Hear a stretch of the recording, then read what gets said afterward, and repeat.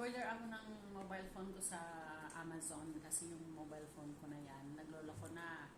Nagta-type siyang mag-isa kaya ito in-order ko. At nagdududa ako dito sa packing kasi tingnan mo, parang meron siyang natanggal na area dito.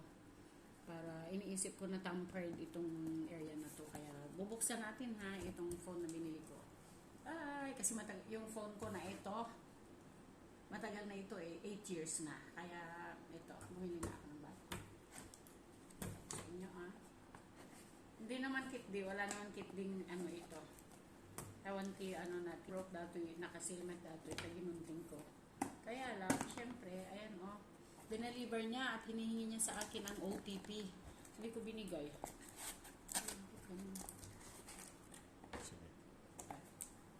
Dito ulit. Dito kasi siguro sa kabila.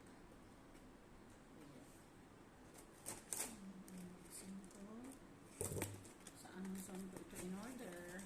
Sinabi ko ito.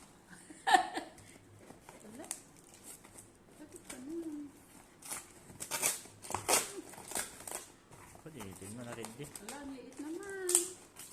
Bakit parang laki naman ang niya? S8 naman. Ala. Yan guys. Na-excite ako. Pero tingnan ko kung ano dito. Ba't ang init? Dito. Okay. It's like this. Yay. Ay, bakit parang luma naman natural sabi niya, parang hindi naman ito natural. Natural ba to? Patingin? Hindi ito natural,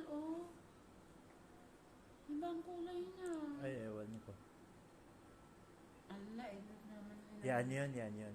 Ha? Tama yan. Ito yun? Oo. Ang init, Ayan, iPhone. Treat ko sa sarili ko yan. Kasi birthday ni Andrew sa 15, kaya bumili ako sa akin. Siya ang may birthday, pero treat ko sa sarili ko. Ang galing. Ayan iPhone.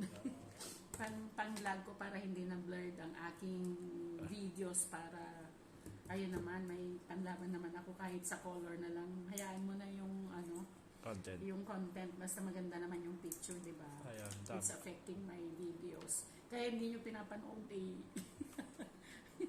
This time, sana panoorin nyo na. Gamitin ko to pag-vlog. Check ko muna. Ala, ito lang pala ang kwan niya. Ang accessory niya is only this wire for charging. At C5 ba daw? Tawag dito? Type C. Type C, yeah. It's Type C and it's... Ala, bakit ganun halo? May problem? Ibang language siya. Yan yun ko na siya and it's German yata. No, hindi ko maintindihan. So yun ang magiging problema ko. At alam niyo naman na ako ay technically idiot. Kasama ako doon sa mga idiot. Ayokong nagbabasa kasi ng mga instruction. Pero teka, bakit walang instruction to? Walang manual, Drum? Bakit walang manual? Hala, binili ko ito sa... Ito pala ang manual niya, guys. It came with 1, 2, 3 pieces. And it was written in English. Kung ano lang sinasabi mo. Maybe.